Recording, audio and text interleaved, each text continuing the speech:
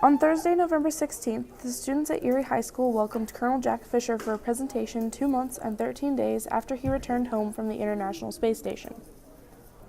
Colonel Fischer holds a Bachelor's of Science in Astronautical Engineering from the U.S. Air Force Academy and a Master's of Science in Aeronautics and Astronautics from MIT.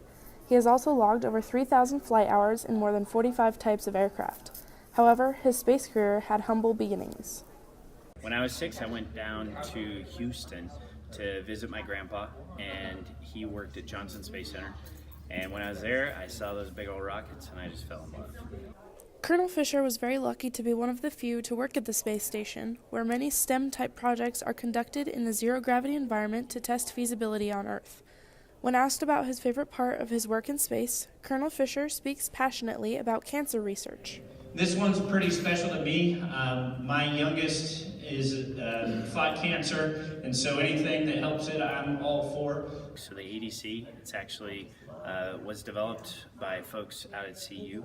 So it's, going after cancer cells and kind of like a smart bomb. Instead of dropping a nuke in your body like normal chemotherapy, this goes after the actual bad stuff, takes care of it, and leaves the healthy stuff alone. So that's the most exciting to me. Fischer, like the rest of us, is a sightseer, and what better place to do it than in space? And then there was the spacewalks. So I got to go outside 2 times. The view was just so incredible and so mind-blowing that I had to compartmentalize how awesome it was so that I could focus on doing my job, because otherwise I would just sit there and start slobbering, and the slobber would float around and hit me in the face.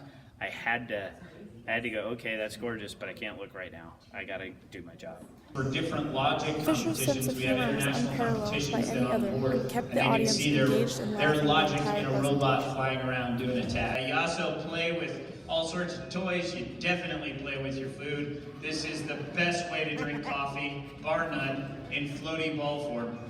We have this super technical device. It's called a stuffed animal on a string, and that's what we use to determine we're in space. So when they start floating, you're in space. It's a burrito of awesomeness smothered in awesome sauce, baby. It's so beautiful. Remember I said it was So liquid far oxygen, as so to that part of discuss the the rocket that importance was of the green, STEM you program can see now it's like we have actually here at white Erie, with frost. and also That's because the to liquid give oxygen advice. is so cold. Follow your dreams. But it still makes... It's important because it gives you and the students here a leg up, because once you get to college, not many high schools have this type of program, and you've already kind of felt out the different types of engineering and technology, and you already know that you either like it or you don't. You can kind of focus on what you do like. That way, once you get to college, you can hit the ground running and really make a difference. Dare you to dream. So that's important in a couple ways. So the dream thing, that's your passion. That's where you find something that you love.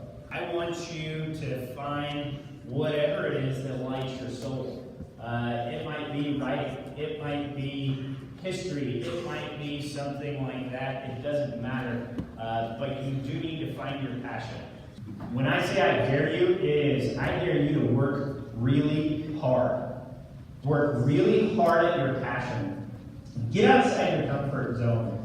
Grow. Force yourself to be better than you are.